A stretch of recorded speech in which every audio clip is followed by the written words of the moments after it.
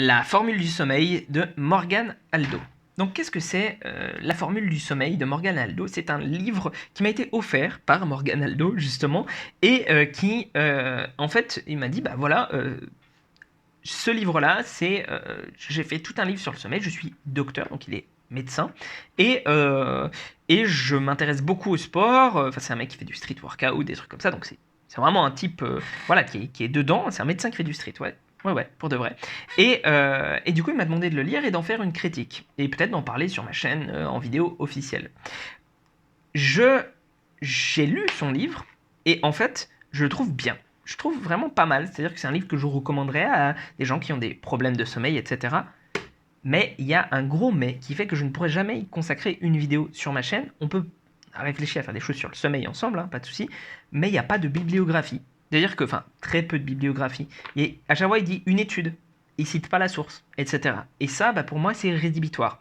C'est-à-dire que je peux pas recommander au plus grand nombre parce qu'il y a deux, trois trucs que je sais dans son bouquin qui sont faux. Alors, l'essentiel, je m'y connais pas, deux, trois trucs je sais qui sont faux, beaucoup de choses, je sais qui sont justes, mais bah, du coup, je peux pas vraiment prendre ce risque-là, en fait, qu'on peut pas retracer, ressourcer. Ce qui m'embête, parce qu'en fait, le bouquin en lui-même, je le répète, est bien. Pour moi, c'est un bon bouquin sur le sommeil, et pour le coup, bah, c'est une ressource qui manque parce que on se perd au niveau des recommandations. Et ça se voit qu'il est sérieux parce qu'il a, je pense, vraiment essayé de tempérer certaines choses, etc. Mais il manque ça. Donc j'en ai discuté avec lui, parce que je l'ai sur Skype, etc. Il m'a dit, c'est vrai, on m'a fait la réflexion, mais en fait, j'ai fait ça sur un. Il m'a dit qu'il a fait ça sur un logiciel de dictaphone de parole, et quand il s'est rendu compte qu'il l'avait fait un peu en flow, etc., et qu'en fait, il était aux trois quarts de son livre, et que tout re-référencer derrière, ça aurait été la galère, et du coup, il a pris le parti pris de ne pas le faire.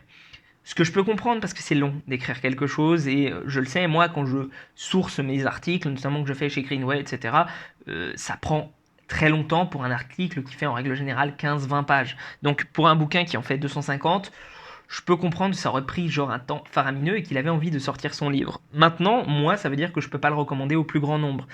En revanche, il m'a dit qu'il avait d'autres livres en projet et que cette fois-ci ce serait documenté. Donc affaire à suivre, notamment peut-être un prochain livre sur la nutrition. Et si c'est bien fait, c'est quand même une ressource qui manque beaucoup en français, hein, voilà.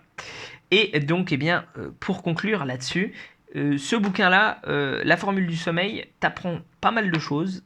Si tu veux le lire, lis-le. Il coûte 20 balles à peu près. Voilà, il est auto-édité, mais il est bien fait. Pour le coup, je vois il a bûché dessus. Mais tu ne peux pas prendre les choses pour argent comptant dedans. Donc peut-être ça va t'aider à avoir un meilleur sommeil, mais je peux pas en faire des recommandations générales.